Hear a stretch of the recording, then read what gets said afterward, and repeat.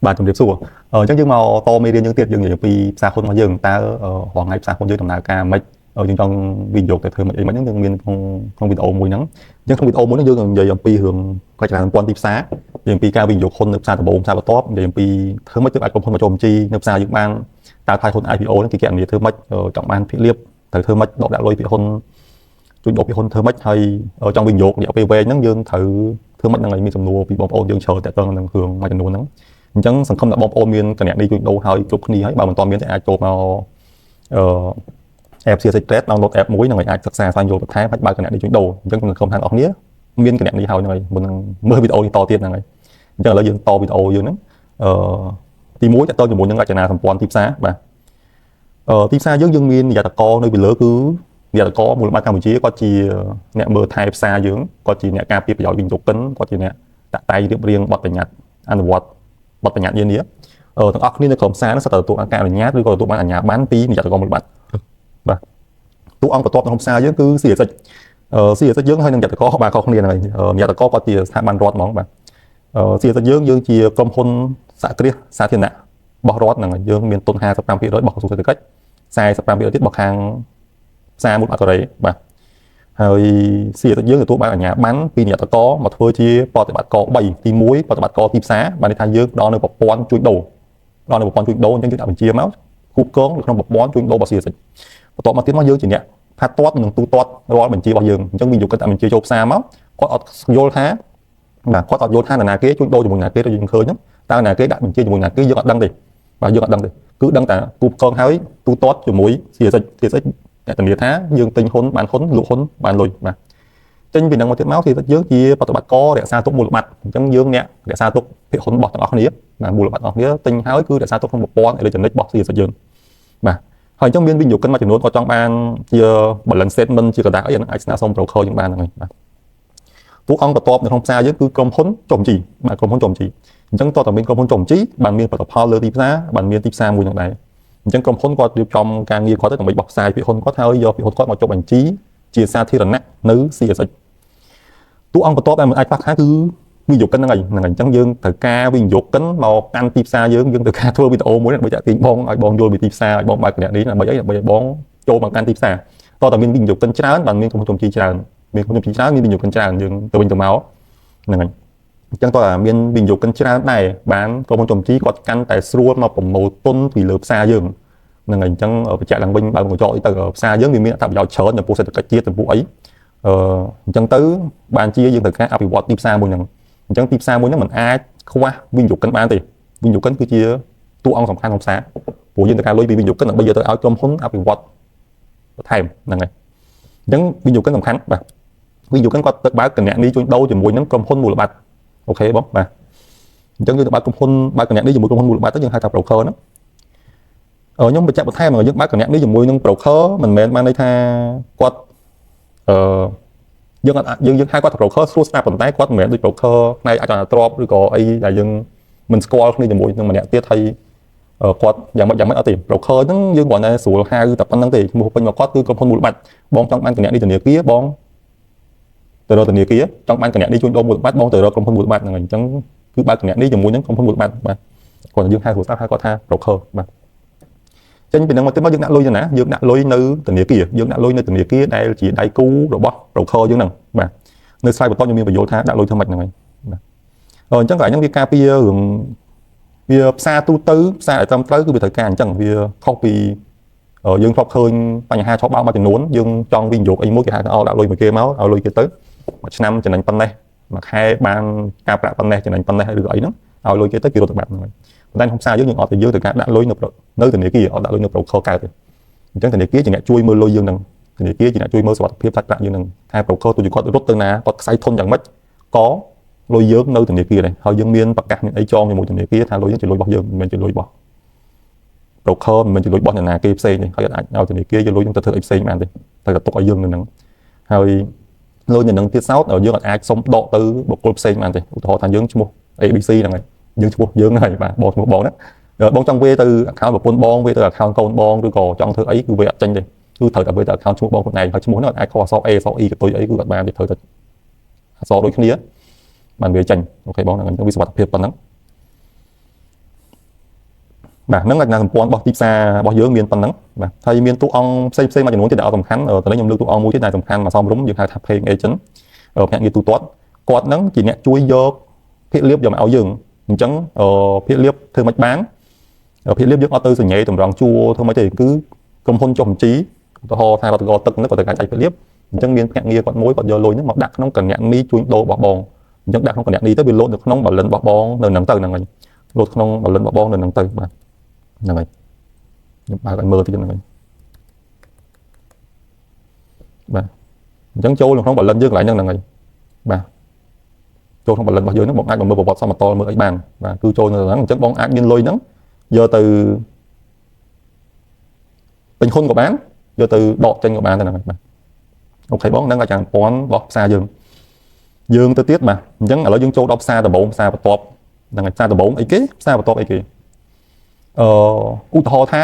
ឆ្នាំ2012កាលពីម្ដុំខែ4ខែ3អីហ្នឹងវាជាផ្សារដំបូងរបស់រដ្ឋកោទឹកចំនួនហ្នឹងរដ្ឋកោទឹកគាត់បានបោះផ្សាយភាគហ៊ុនលក់ជាសាធារណៈ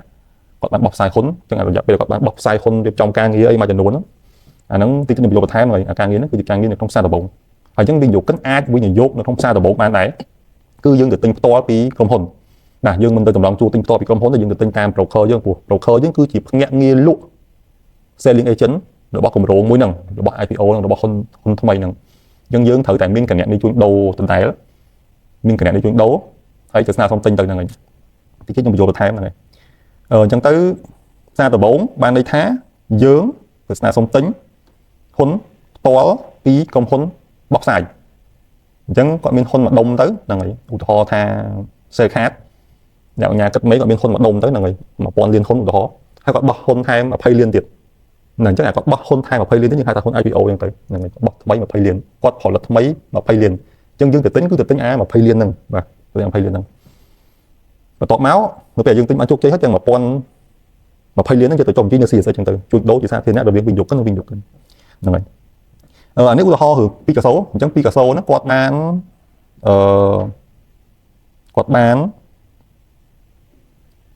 IPO គាត់ហ្នឹងនៅខែ11ខែ12ហ្នឹងហើយអញ្ចឹងយើងឃើញ announcement របស់គាត់ហ្នឹងហើយបើសិនជាបងសួរថា announcement តាក់ទងជាមួយនឹងធ្វើម៉េចដឹងថាក្រុមហ៊ុនថ្មីចិត្តចូលផ្សារក្រុមហ៊ុនថ្មីរបស់ IPO អញ្ចឹងបង download តា app CSX Trade បងនៅក្នុង group investor របស់យើងបងនៅតា like page CSX បងនៅតា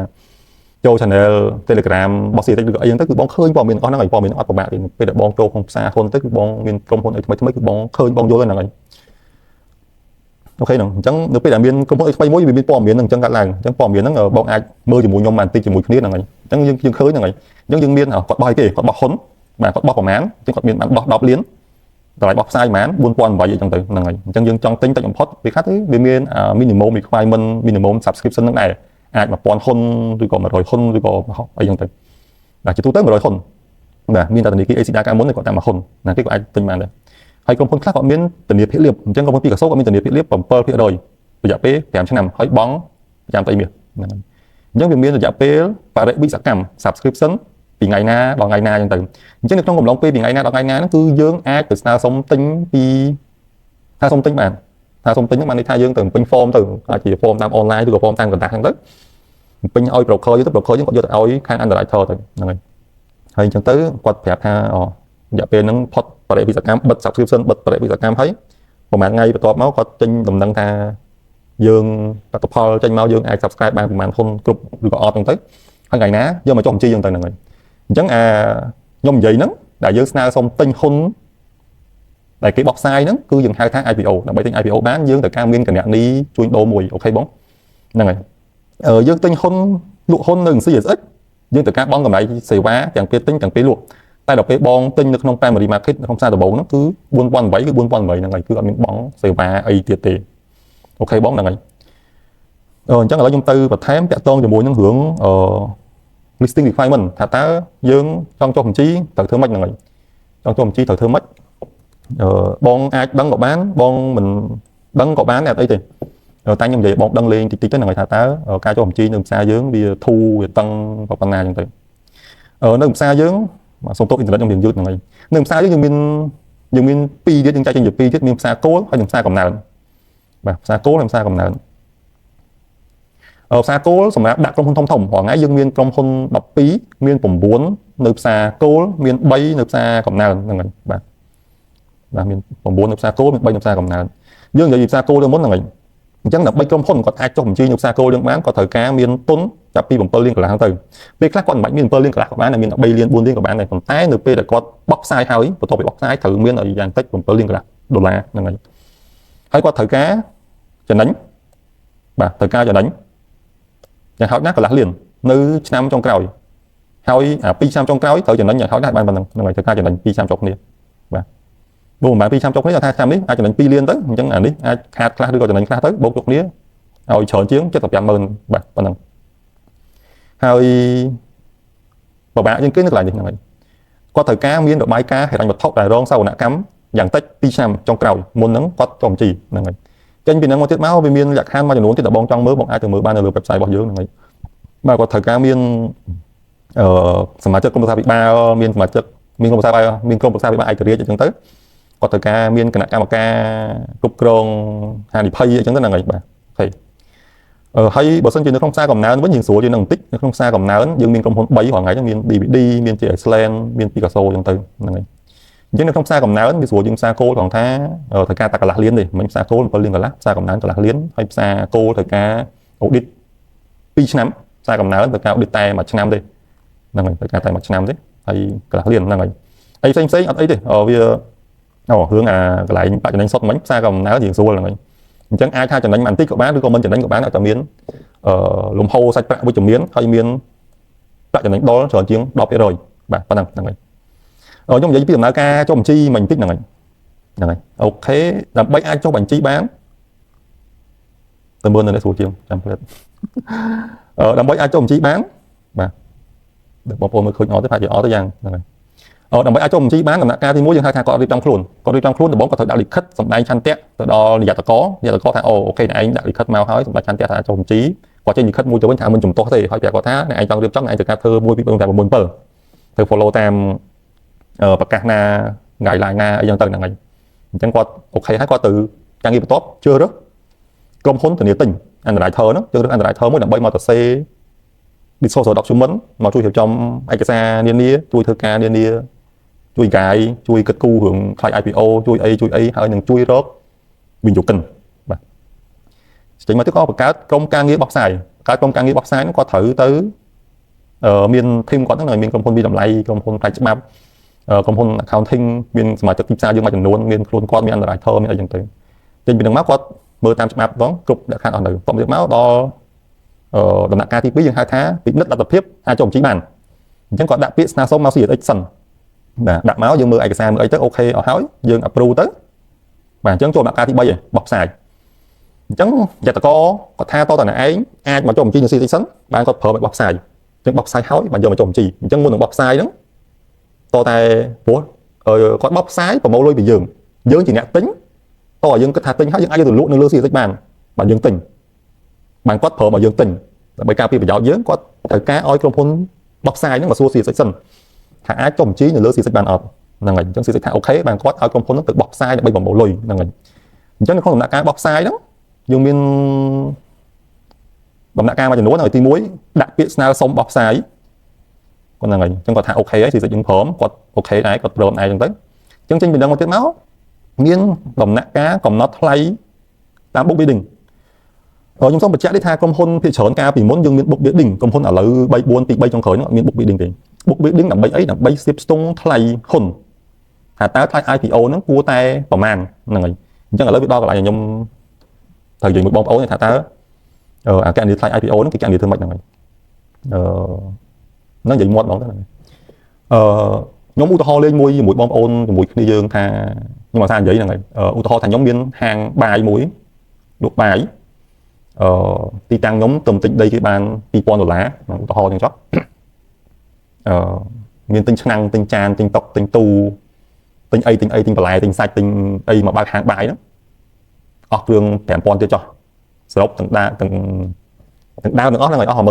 អូខេបង$10,000បើកហាងបាយមួយឥឡូវមួយថ្ងៃខ្ញុំលក់បានព្រឹកថ្ងៃល្ងាចអីចឹងទៅខ្ញុំលក់ចុះលក់ឡើងមួយថ្ងៃចំណេញបាន2លានរៀលខ្ញុំលក់បាន4លានខ្ញុំចំណេញ2លាន500ចំណេញមួយថ្ងៃ500ខ្ញុំលក់បាន4លានខ្ញុំចំណេញ50%បាន2លានហ្នឹងបាន500អញ្ចឹងមួយខែខ្ញុំបានប៉ុន្មាន500 5000 15000 ឧទាហរណ៍ខ្ញុំថាជាភូតពេកហ្នឹងហើយតែឥឡូវយើងគិតថា15000ចុះដើមខ្ញុំមានតែ10000ទេក្នុងមួយខែខ្ញុំរកស៊ីចំណេញបាន15000អូខេបងមួយឆ្នាំបានប៉ុន្មានមួយឆ្នាំបាន8ដល់ 100,000 ដើមខ្ញុំមានតែ10000ទេមួយឆ្នាំខ្ញុំរកស៊ីចំណេញបាន8ដល់ 100,000 សំណួរថ្លៃ IPO ខ្ញុំគួរតែប្រហែលសំទោសសំណួរបើខ្ញុំលក់ហាងបាយខ្ញុំឲ្យបុគ្គលមួយទៀតឬក៏បងមកទិញហាងបាយបងហ៊ានឲ្យតម្លៃហាងបាយខ្ញុំប្រហែលបងសាក់គិតលេខខ្ញុំហ្នឹងហើយថាគាត់ថាចំណេញមួយឆ្នាំ8ដល់ 100,000ហាងបាយគួរតែមានតម្លៃ1លានអីចឹងទៅហ្នឹងហើយទៅហើយបងខ្លះគាត់ថាអីមិន1លានទេវាគួរតែ 4-50000ទេព្រោះយើងអាចបើកហាងបាយនៅក្បែរហ្នឹងអស់ 10000ដែរអីចឹងទៅខ្លះគាត់ថាគាត់ហ៊ានឲ្យ 100,000 ដោយថាចុងភៅយើងហ្នឹងប្រកែអីចឹងទៅអ្នកខ្លះគាត់ថាគាត់ហ៊ានឲ្យប្រមាណទៅដោយសារតែមូលហេតុអីចឹងទៅអ្នកខ្លះគាត់គិតថាហាងបាយហ្នឹងវាល្បីនៅក្នុងតំបន់ហ្នឹងហើយបើសិនជាគាត់គិតថាប្រហែលឆ្នាំបើសិនជាគិតថាមួយខែប្រហែល 15000មួយខែមួយឆ្នាំប្រហែល 8 10,000ទេក៏វាបាន 10,000ទៅចឹងទៅអញ្ចឹងមកគាត់គិតថាយកលុយ1លានដាក់ធនាគារមួយឆ្នាំមិនបានកាប់ប្រាក់ 10,000ទេតែពេលវិនិយោគមួយហាងបាយយើងអាចមួយឆ្នាំបាន 10,000ទៅចឹងទៅឧទាហរណ៍អញ្ចឹងការគិតរបស់មនុស្សផ្សេងៗគ្នាវាផ្សេងៗគ្នាប៉ុន្តែការគិតរបស់ហ្នឹងផ្អែកលើគេ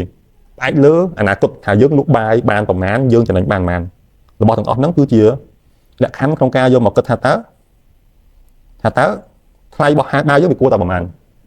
ហើយបងហ្នឹងអញ្ចឹងការគិតរបស់មនុស្សផ្សេងៗគ្នាទៅគ្នាប៉ុន្តែការគិតរបស់យើងផ្លូវតែមួយគឺអនាគតហាងបាយយើងចំណេញមិនហ្នឹងអញ្ចឹងដូចគ្នាដែរថ្លៃ IPO ហ្នឹងឬក៏ថ្លៃរបស់ក្រុមហ៊ុនទាំងមូលហ្នឹងវាបានមកពីណាវាបានមកពីគេព្យាករទៅលើប្រាក់ចំណេញនៅពេលអនាគតព្យាករទៅលើស្ថានភាពអាជីវកម្មរបស់យើងនៅពេលអនាគតថាតើនៅពេលអនាគតយើងទៅប្រហែលឆ្នាំទៅមុខទៀតទៅស្ថានភាពក្រុមហ៊ុនយើងមិនខ្លះនេះគេយកអានឹងទៅមកកណនាមកឃើញថាគួរតែចំណេញមិនហើយអញ្ចឹងគេធ្វើ cash discount cash flow មកគេនឹងឃើញថាតម្លៃមួយគេនឹងឃើញតម្លៃមួយហ្នឹងហើយអញ្ចឹងតម្លៃហ្នឹងគឺជាតម្លៃមួយដែលអាចយកមកជាមូលដ្ឋានក្នុងការកណនាថាក្រុមហ៊ុនយើងស្ថាប័នយើងសហគ្រាសយើងហ្នឹងគួរតែទំហំតម្លៃប៉ុន្មាន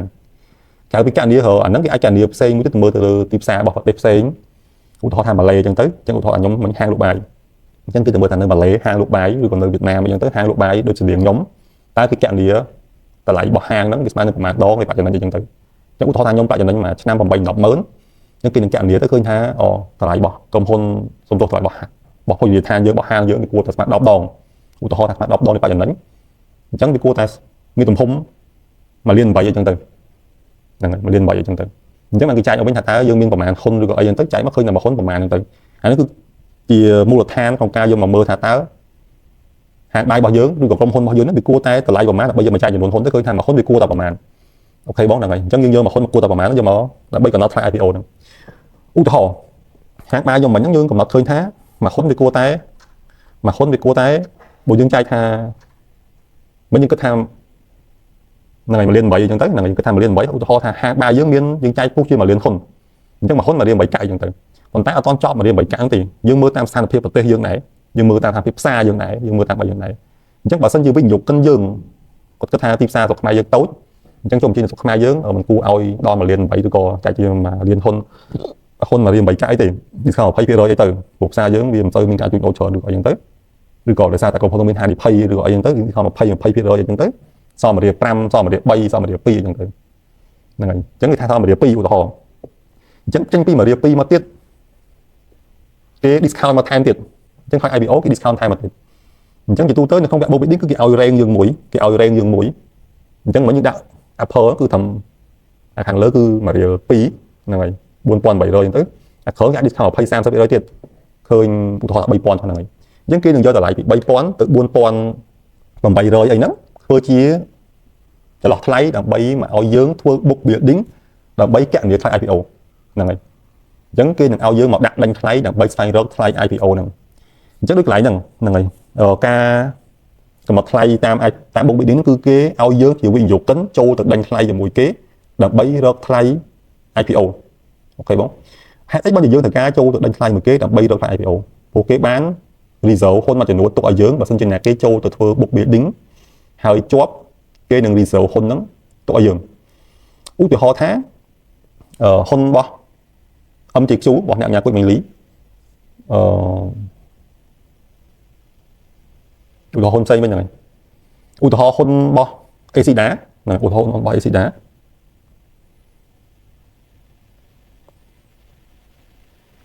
ឧទាហរណ៍ហ៊ុនរបស់ Acida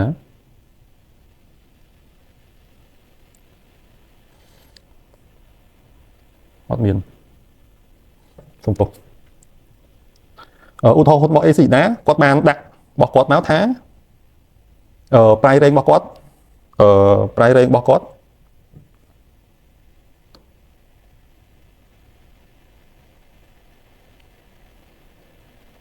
បាទនេះ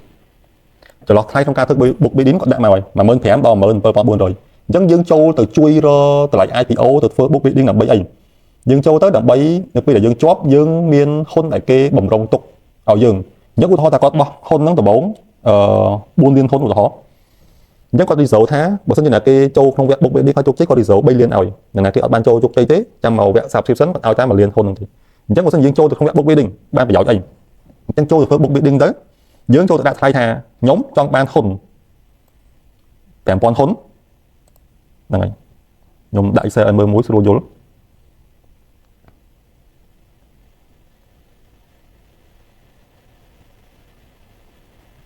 មកឈឹងបាទឧទាហរណ៍ថាយើងចង់បាន 5,000 ហ៊ុនបាទហើយយើងដាក់ថ្លៃ 16,000 អញ្ចឹងគេតម្រូវឲ្យយើងដាក់ 10% នៃ 5,000 គុណនឹង 16,000 ហ្នឹងឃើញប្រហែលបាទឃើញ8អីបងរី10រយ03 80លានហ្នឹងឃើញ80លានអញ្ចឹងគេតម្រូវយើងដាក់ 10% នៃ 80លានឃើញ8លានអញ្ចឹងយើងត្រូវការយកលុយ8លានទៅតម្កល់នៅក្នុងគណនី book bidding ហ្នឹងទៅគណនីបោះផ្សាយហ្នឹងគណនី subscription ហ្នឹងត្រូវការតម្កល់8លានដើម្បីអាចធ្វើ book bidding ហ្នឹងបានធ្វើដើម្បីអីតិចខ្ញុំប្រាប់បន្ថែមហ្នឹងហើយអញ្ចឹងមានម្ដេចមកដាក់200ហ៊ុនតម្លៃ 7,000 អីចឹងទៅអ្នកទីគេដាក់ 30,000 ហ៊ុនបាទសុំតនេះ7ហ្នឹងហើយអ្នកទីគេដាក់ 30,000 ហ៊ុនតម្លៃ 15,000 អីចឹងទៅហ្នឹងហើយអ្នកទីគេដាក់ 3,500 ហ៊ុនហ្នឹងទៅតម្លៃ 16,300 អីចឹងទៅហ្នឹងហើយ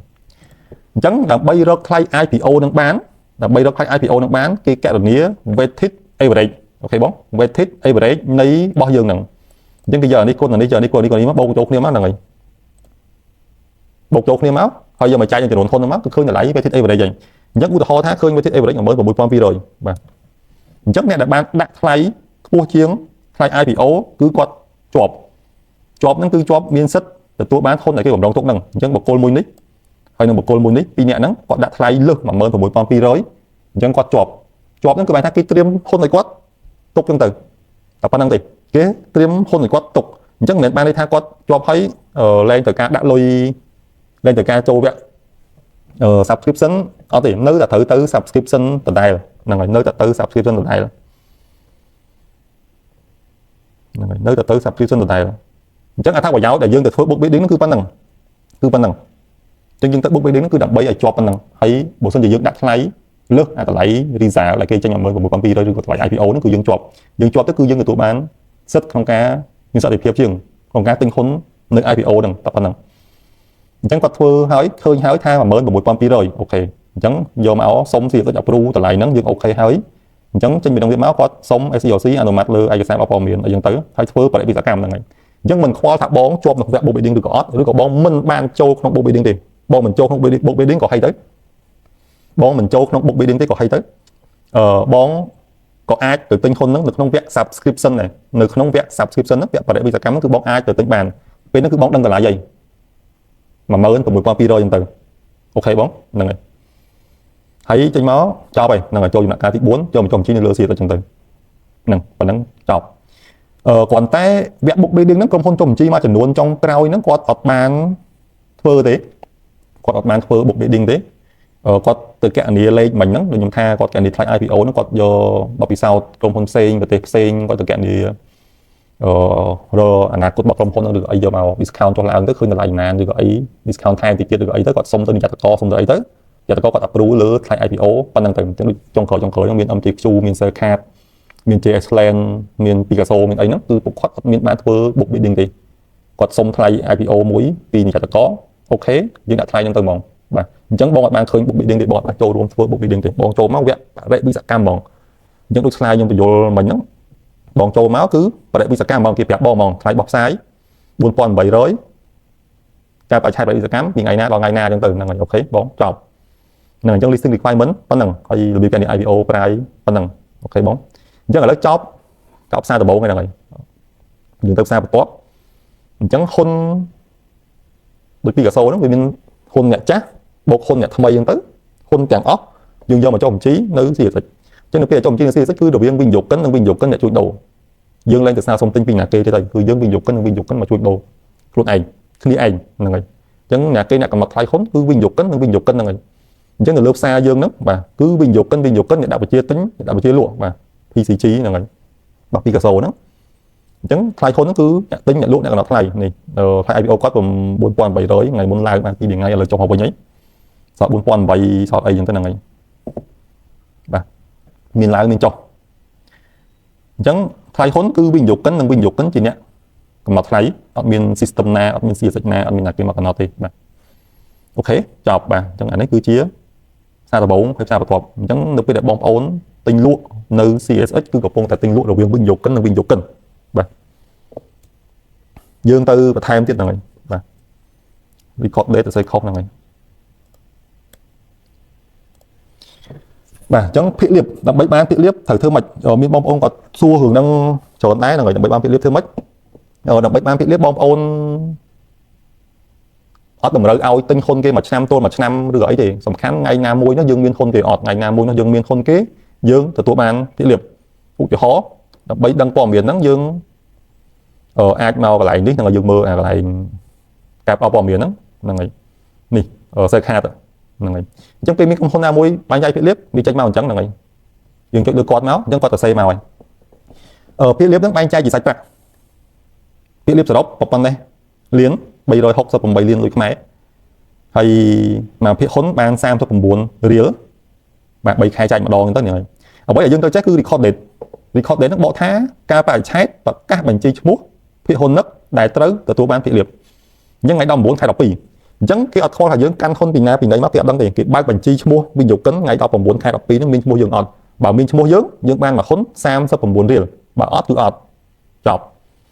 អញ្ចឹងសំណួរគឺថាធ្វើម៉េចដើម្បីឲ្យយើងមានឈ្មោះនៅថ្ងៃ19ខែ12ដើម្បីមានឈ្មោះនៅថ្ងៃ19ខែ12បាន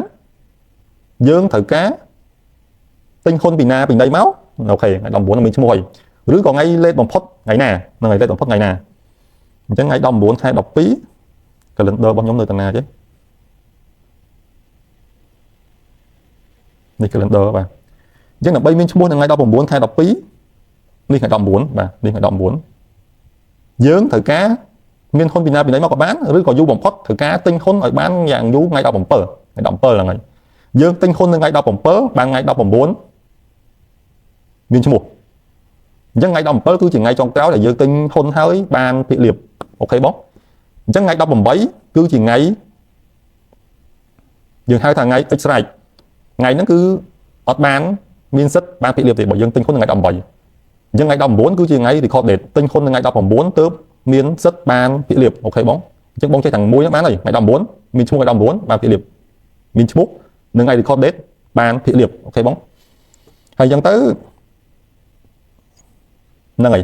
បងទិញយូរបំផុតថ្ងៃ17អូខេបងបាទទិញថ្ងៃ18អត់បានភាគលាភទេទិញថ្ងៃ19ក៏អត់ដែរហ្នឹងហើយទិញថ្ងៃ18ឡើងទៅគឺលេខបានភាគលាភវិញហើយគេមានប្រាក់ថ្ងៃមួយចំនួនទៀតថ្ងៃទូទាត់ភាគលាភថ្ងៃ2ខែ1ហ្នឹងហើយអញ្ចឹងតោះថ្ងៃ2ខែ1បានលុយចូលកុង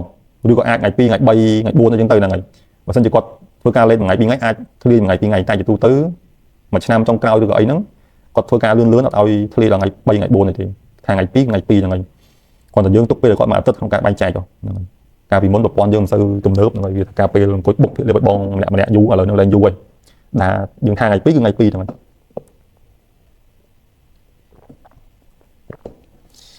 សេខាគាត់មានធានាភាគលាភអញ្ចឹងទៅឥឡូវហ្នឹងគឺក្នុងកំឡុងពេលគាត់ធានាភាគលាភដដែលទេអញ្ចឹងគឺយើងមួយឆ្នាំបានដូចជា7ហ្នឹងហើយក្នុងមួយឆ្នាំយើងបានប៉ុណ្ណឹង 7%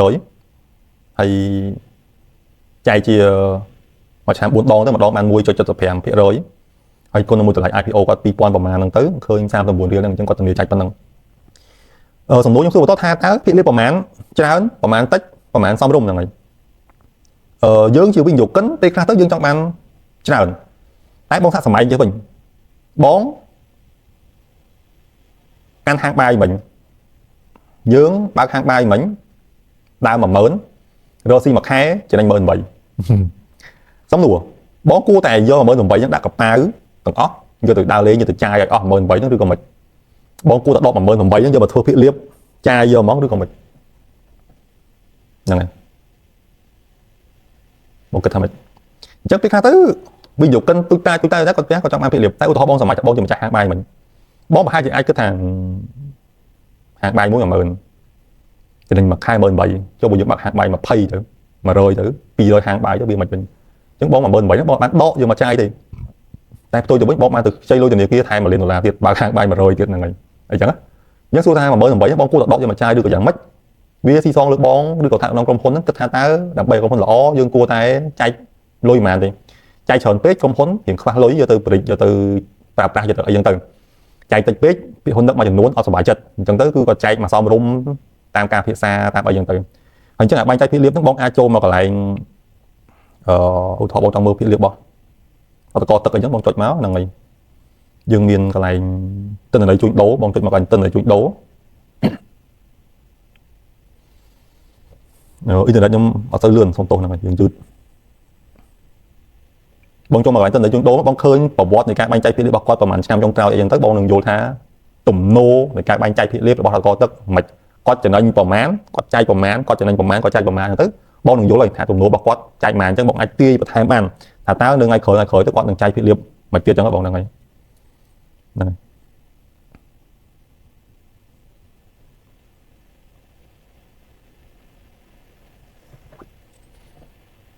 ខ្ញុំដូរ Wi-Fi មួយបងសុំទោស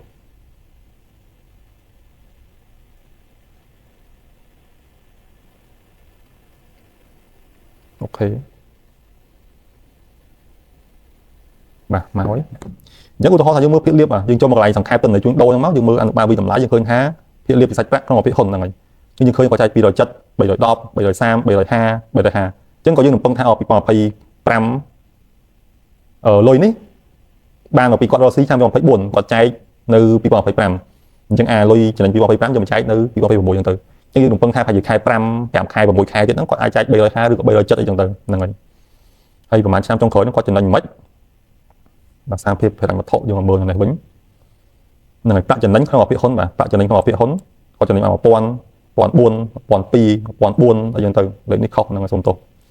ចាំខ្ញុំកែអញ្ចឹងគាត់ចំណេញ1000ជាងតែគាត់ចែកអញ្ចឹងគាត់ចែកកើនរហូតហ្នឹងហើយគាត់ចែក270អីយ៉ាងណាអញ្ចឹងយើងអាចទាយថែមអីចឹងទៅអញ្ចឹងបកមកវិញនៅសម្រួលខ្ញុំសួរថាតើយើងទៅវិនិយោគយើងក៏បានតិចឬក៏ច្រើនវាស៊ីសងលើតើក្រុមហ៊ុនហ្នឹងគាត់មានតម្រូវការសាច់ប្រាក់យកទៅចាយយកទៅបរិច្អត់បុគ្គលជាក្រុមហ៊ុនគាត់ចង់យកទៅបរិច្គាត់មានតម្រូវការបរិច្អញ្ចឹងប្រសិទ្ធភាពលាភយើងអត់បានច្រើនទេតែបើក្រុមហ៊ុនគាត់សល់លុយមិនដឹងយកលុយទៅណាទេគាត់គួរតែចែកឲ្យយើងច្រើនទៅហ្នឹងហើយប៉ុណ្ណឹងបងអញ្ចឹងក្នុងនាមយើងវិនិយោគិនបងអាចយល់បន្ថែមបានថាតើយើងទិញហ៊ុនរបស់ក្រុមហ៊ុនហ្នឹងទៅប្រហែលជាបានភាគលាភច្រើនឬក៏ភាគលាភតិចអីចឹងទៅ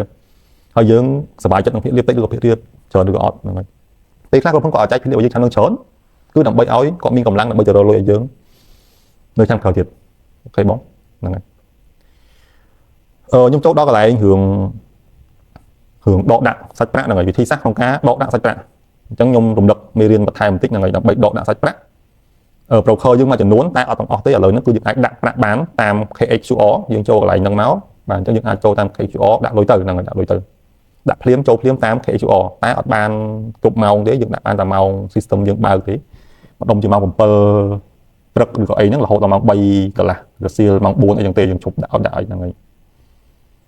បាទហើយដកវិញចង់សាកដកតាមនេះក៏បានឬក៏មិនបាច់ដកតាមហ្នឹងទេក៏បានដែរ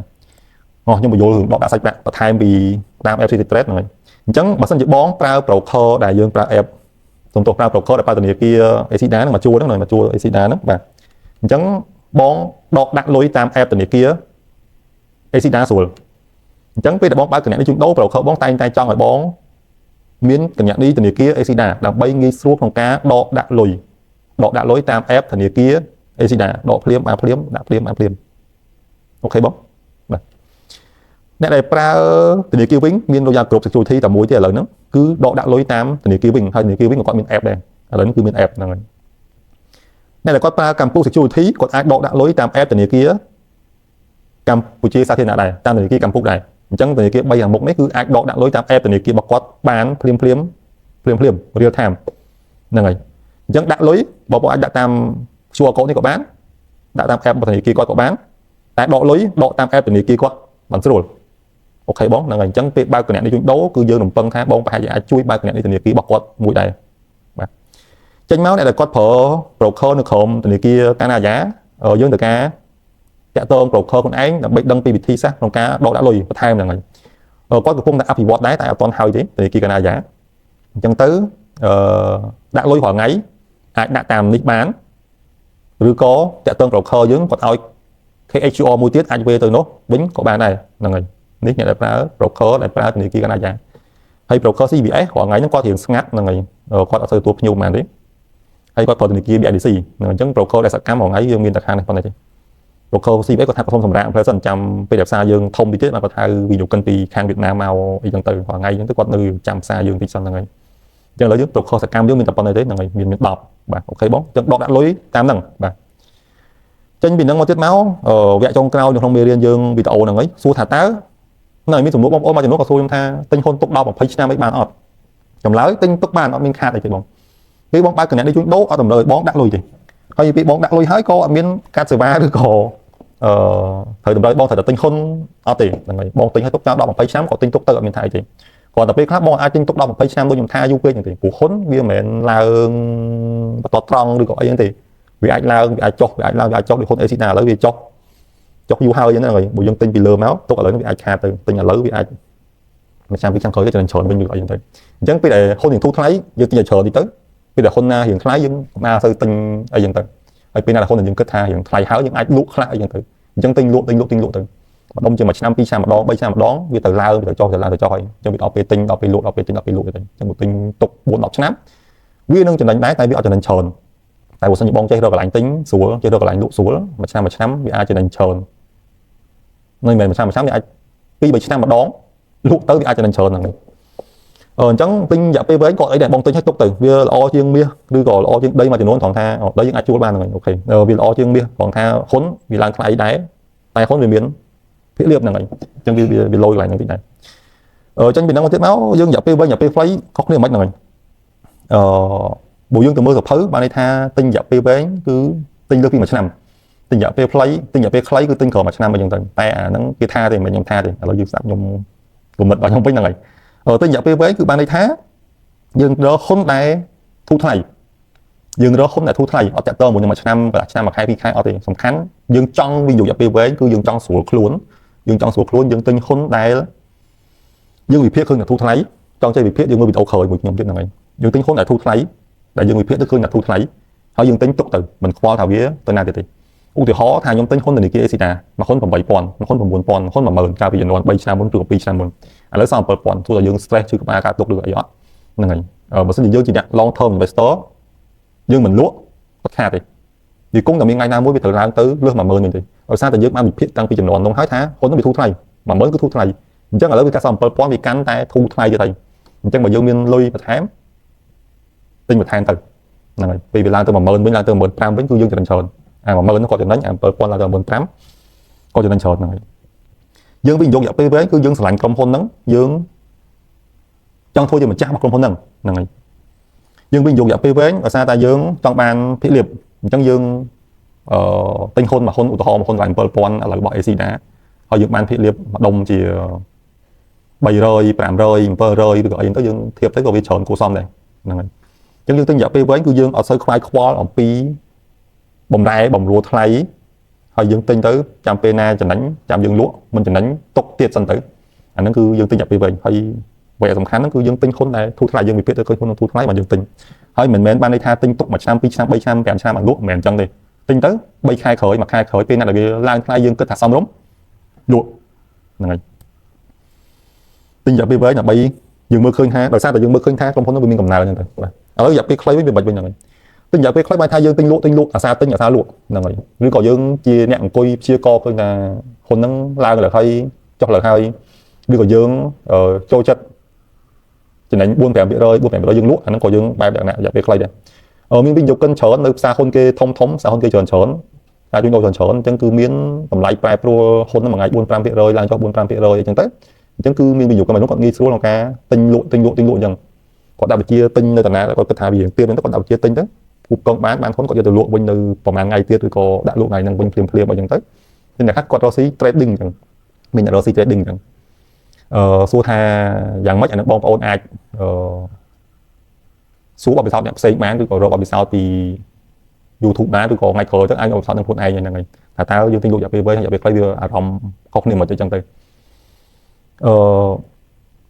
គ្រាន់តែអ្វីដែលខ្ញុំចង់បញ្ជាក់បន្ថែមហ្នឹងហើយអញ្ចឹងបើសិនជាយើងទិញលក់រយៈពេលវែងគឺយើងសឹងតែធានាថា 99% ចំណេញព្រោះបើយើងអត់ចំណេញយើងអត់លក់ហ្នឹងហើយអញ្ចឹងទិញទុកប្រហែលតិចទៅវាចំណេញវិញហើយគ្រាន់តែកំណើនចំណេញជាភាគរយហ្នឹងក៏វាមិនច្រើនពេកដែរ10 15 20 25 30ឬក៏អីហ្នឹងគឺយើងចំណេញបានតែប៉ុណ្្នឹងឯងក្នុងរយៈពេលមួយឆ្នាំប៉ុន្តែនៅពេលដែលគេទិញលក់រយៈពេលខ្លីវិញពេលខ្លះទៅគេមួយថ្ងៃចំណេញ1 2% អញ្ចឹងទៅមួយខែបាន20 30% អីក៏មានដែរប៉ុន្តែមិនប្រកាសថាទាំងអស់គ្នាគឺអាចធ្វើបានទិញលក់ចំណេញហ្នឹងទៅហ្នឹងហើយបកមកវិញបើសិនជាបងជាអ្នកមើលវីដេអូខ្ញុំហ្នឹងបងទើបតែចាប់ផ្ដើមបើកគណនីទើបតែអីទេបងមិនខ្វល់ពីរឿងការជួញដូររយៈពេលខ្លីទិញលក់អីទេបងទិញហ៊ុនណាដែលបងស្រឡាញ់ហើយទុកវាសិនទៅហើយបងមកតាមមើលថ្លៃហេតុតែมันជាវាប្រែប្រួលហេតុมันជាវាឡើងហេតុតែវាចុះអញ្ចឹងហើយបងសង្កេតមើលទៅបងអាចទិញថែមអីសិនទៅហើយផ្សារយើងឥឡូវកំពុងតែហ៊ុនធូរថ្លៃផងអញ្ចឹងបងទិញបែបសន្សំសិនទៅចាំមួយឆ្នាំកន្លះឆ្នាំ3ខែទៀតនៅពេលដែលបងមានសមត្ថភាពបន្ថែមចាំបងគិតមើលបន្ថែមថាតើខ្ញុំអាចបំផាយ account បានអត់ account នៅប្រកបរាល់ថ្ងៃយើងទិញទុករយៈពេលវែងឲ្យកូនឬក៏ទិញទុក4 ឆ្នាំទៀតឬក៏អីចឹងទៅ account មួយនេះយើងទិញលក់សាកមើលទៅហើយបងទៀងទូនេះទៅថាតើទិញលក់ហើយនឹងទិញទុករយៈពេលវែងមួយណាចំណេញជាងឬក៏អីចឹងហ្នឹងហើយគាត់ខ្ញុំបញ្ជាក់វិញថាផ្សារយើងឥឡូវនេះពីច្រើនហ៊ុនកំពុងតែធូរថ្លៃទិញរយៈពេលវែងអាចចំណេញបានល្អហ្នឹងហើយតែក៏លើកទៅបងរៀនទិញលក់រយៈពេលខ្លីដែរអត់មានហាមឃាត់ថាទិញលក់ទៅវាមិនមែនចឹងទេគាត់ចង់តែដាច់ថាទិញលក់រយៈពេលខ្លីវាទៅរឿង trading ច្រើនជាងវាទៅជាការជួញដូរវាទៅជាការភ្នាល់អីច្រើនជាងហ្នឹងហើយតែការទិញលក់រយៈពេលវែងវាគឺជាការវិនិយោគច្រើនជាងហ្នឹងហើយវាខុសគ្នាប៉ុណ្ណឹងខ្លះអញ្ចឹងបកមកនៅវីដេអូខ្ញុំថ្ងៃហ្នឹងវីដេអូមួយហ្នឹងយើងមានតែប៉ុណ្្នឹងទេហើយសង្ឃឹមថាបងយល់ពីភាសាយើងបានគួរសមហើយជួបគ្នានៅវីដេអូក្រោយអរគុណច្រើន